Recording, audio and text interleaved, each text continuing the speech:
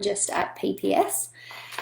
Every Tuesday morning at 9:15, I'm releasing a video on essentially navigating mental health in business. So prior to today, I've targeted a lot of issues that have arisen as a result of COVID-19, but today I'm going a little bit more general and targeting something that a lot of people have asked me about. So I've had a lot of clients present with this. I've had a lot of PPS colleagues as well as clients in that context ask me about this. So it's a topic that a lot of people are really interested in. It is perfectionism. So today I'm going to be speaking on perfectionism in the workplace. And as you can see from the title, I will be targeting sort of what some of the perceived positives might be versus what the actual perils are. So as a plan for today, I'm going to be targeting 4 things. Firstly, defining perfectionism and what it actually looks like.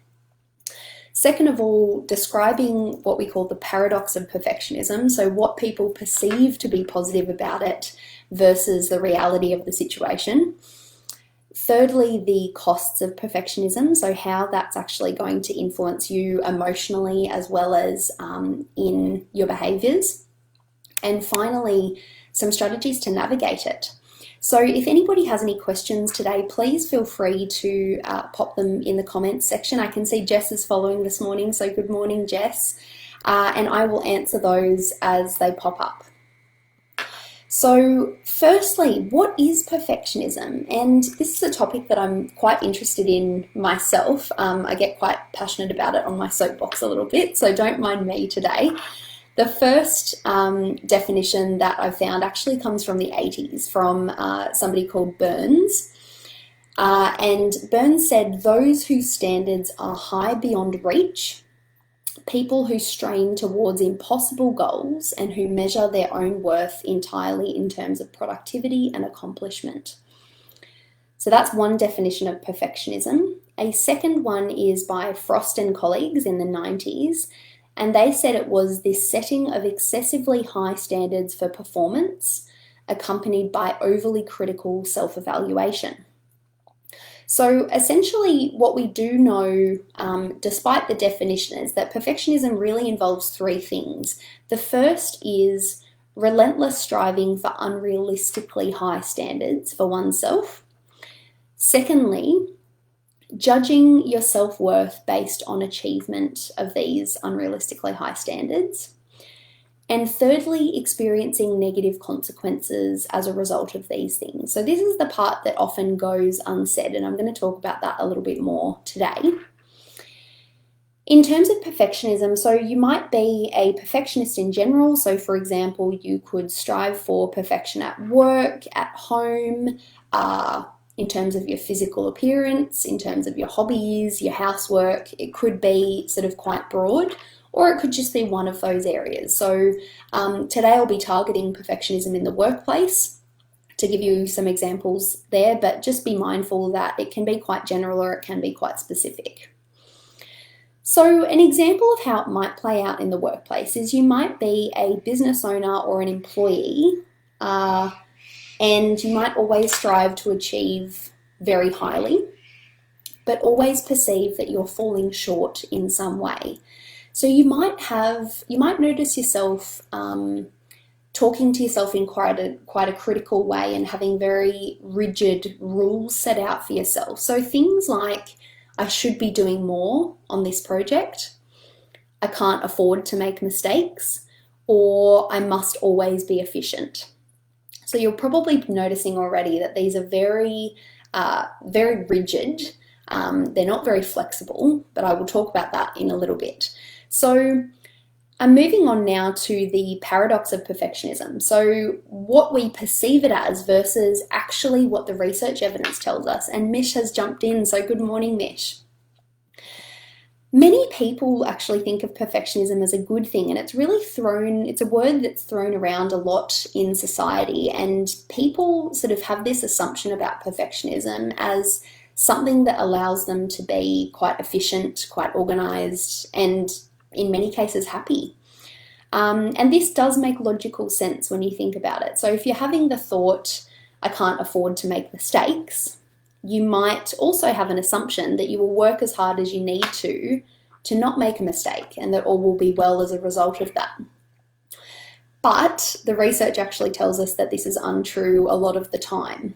So what we do know, and this is where it's really helpful to distinguish between rules that are helpful and useful to us, that are realistic and flexible, versus ones that are quite rigid and inflexible. So I'm going to give some examples of these. Like I said, we know from the research that many rules can be helpful and useful. Like I said, realistic and flexible as well. So one example at work might be, it is good to try and finish projects on time. This is, as you can see, realistic because it says that that sometimes finishing projects on time might not be feasible. So for example, if you or a colleague gets sick, it also doesn't use strong language that is inflexible, like shoulds or musts, but rather I will try to. So you're likely, as a result of having this self-statement, to feel more relaxed and feel more confident in your work and do your best to get there. But you won't be overly critical of yourself if you don't. So that is an example of holding rules for ourselves that are realistic and flexible versus overly inflexible or unreasonable rules, which tend to be accompanied by perfectionism. So an example that a perfectionist might have, like I said before, is something like, I must always be efficient. You can see that this example is very inflexible and unreasonable because it allows for no leeway. So for example, you getting sick, others getting sick, other things taking priority at the office, and as a result of that, you're likely to feel much more negatively. You're likely to get much more self-critical, and there will be other consequences in terms of your behaviours. So I'm going to move now to the costs of perfectionism. And the first thing I want to say is, if your rules are too inflexible, like the one I just mentioned, you will have a sense of having failed. And this is what can lead to self-criticism and sort of self-statements like, why couldn't I do that? Why can't I achieve this? When you're having thoughts like that a lot of the time, it's understandable that you will likely feel stressed, probably anxious, irritable in some cases, quite flat in mood. So the effects on your mood are often quite negative. And in terms of your behaviours, it really impacts those as well. So what we know again from the research, and just anecdotal evidence as well, I've seen it a lot in my clients and in myself at times as well, you're actually more likely to engage in unhelpful behaviours when you're being perfectionistic. So the most common example of this is actually avoidance, or what a lot of people term procrastination. So this essentially means that the task itself that you have set out feels so incredibly overwhelming because of those unrelenting high standards that you honestly don't know where to start because you feel so anxious about it. So as a result of that, you end up avoiding the task altogether, which is obviously counterproductive in the workplace. And this is a really common behaviour that can go along with perfectionism. People set themselves a task and the standards are up here, and their brains know deep down that this task is unrealistic.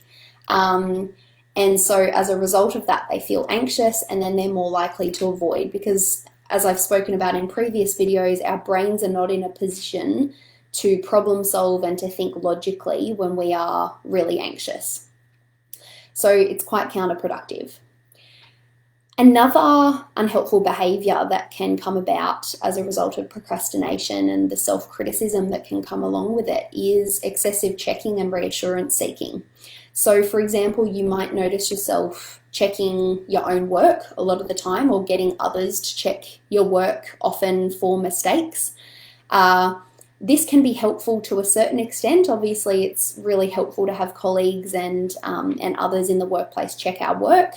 But if it's excessive, it can actually be quite time consuming, and then it's detracting from other projects potentially.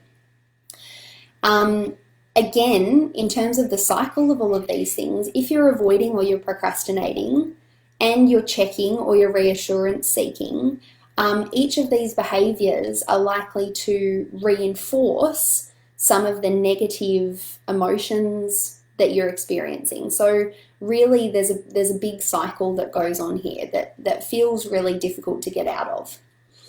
The good thing is that there are a number of things that we can do to address this, and this is where I'm going to move on now to what we can do about perfectionism. And these are just some starting points, so if anybody has any additional questions, please feel free to reach out to us either in the comments or via private message on Facebook, and I'm more than happy to get back to you, but I thought these might be some helpful points to begin with. So, in challenging your perfectionism or helping somebody else to, there are 5 steps that you can take initially. So the first one is identifying whether any of your rules are actually unhelpful. And when I say unhelpful, these are the ones that are inflexible and unrealistic, like I mentioned before. So some classic examples of these are should and must statements. So I should be doing more on this project, or I must always be efficient. As I said before, those are very rigid, very strong statements that are often inflexible and unrealistic. So that's one to look out for. Another one is black and white thinking. So the example I provided before is I can't afford to make any mistakes. Essentially what you're saying if you make this rule for yourself is either I make no mistakes or I fail. It's very black and white. It's very all or nothing. And this is, again, unhelpful because it's very inflexible. It's saying I have to make absolutely no mistakes or I fail. And it's very unrealistic because every human on this planet is going to make a mistake at some point, even the best highest achievers. So I think keep that in mind. Should and must statements and black and white thinking, those are 2 common examples.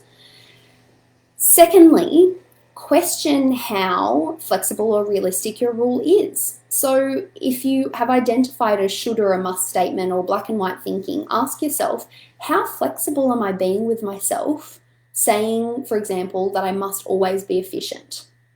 How realistic is it for me to achieve this? So this can really give you an idea of how helpful is this rule or this thought to me.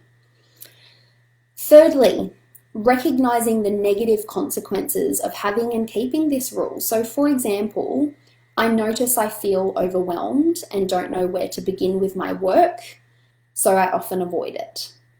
Noticing these patterns can be really helpful to give us a sense of the rules that we are holding and how inflexible or unrealistic they are, and the impacts on our emotions and behaviours as well. Number 4, developing a more helpful rule. So this is where we can tone it down a bit, bring it back a few notches. If we're recognizing that it's unhelpful to us and that we often feel overwhelmed and procrastinate with our work, try and adjust that a little bit. So for example, instead of saying, I must make no mistakes at all, you might, or, I'm trying to be efficient, adjusting that to, it's good to try and be efficient where I can. So essentially, I'm going to try, I'm going to do it where I can. It's good if I can, but otherwise it's okay, and I'm not going to be criticizing myself heavily as a result of not achieving that, because sometimes that happens in the workplace. And number 5, planning how you would need to act in everyday life to put this new helpful rule into practice. So an example I have here is, for example, I will structure my day to prioritize the most important tasks. I might remove distractions in the office, and I might delegate where possible. And I'll also leave some leeway to shuffle things around if circumstances change. So in this way, you're setting your work environment up for to be quite conducive to achieving what you need to, but you're also saying it's okay if things change. I'm going to allow for that flexibility because that's the nature of the office environment. Things will change, other things will come up, you might need to reprioritize, and that's okay. As a result of that, you're likely to feel much less overwhelmed and a whole host of other negative emotions as well. And like I said before, you're less likely to avoid or procrastinate. You're also less likely to overly, excessively check and reassurance seek, which is going to sort of maximize the time that you're spending doing work. So, like I said, those are just some initial starting points with what you can do about perfectionism. But if anybody has any questions or would like any more advice on this topic, please feel free to reach out to us. I'm going to do a quick summary now to kind of sum up what I've spoken about today. Firstly, I've given a definition of perfectionism. So essentially that it involves three things: relentless striving for unrealistically high standards, judging self-worth based on the achievement of these high standards, and experiencing negative consequences as a result. Secondly, I have shown or provided evidence for the paradox of perfectionism. So the idea that it's often perceived as a good thing, it's thrown around as a good thing, but actually the consequences are less positive. I've outlined some of the costs of perfectionism, so most commonly avoidance and procrastination in the workplace, that sense of, oh my goodness, this task that I've set out for myself is so overwhelming, I don't even know where to begin, so I'm just going to avoid it, as well as checking and reassurance seeking, so spending a lot of time triple checking your work or getting others to do so, which can detract from other tasks that you need to get done. There are a number of other possibilities as well, but they're just a couple of examples. And finally, what can I do about perfectionism? So I've outlined identifying any unhelpful rules that you have for yourself, and by unhelpful I mean those that are inflexible and unrealistic. Questioning how flexible or realistic your rule is, so really nutting that out for yourself. Thirdly, recognizing the negative consequences of having that rule in your life, or those rules. Developing a more helpful rule that's more flexible and more realistic. And finally, planning out how you will be able to achieve this in everyday life. So working out practically what that will mean for you. So that is perfectionism, everybody. I hope you have taken something out of the video today. It is very common amongst sort of leaders, perfectionism. So hopefully a lot of business owners or some of our other colleagues will be able to have a look at this and sort of take something out of it for themselves, but also feel free to spread around the information to your employees and to other colleagues as well. I think it's really helpful to share these things. So that's it from me for today, but I hope everybody has a wonderful rest of your Tuesday. Reach out, like I said, if you have any questions, and otherwise I will see you next week. Take care, everybody.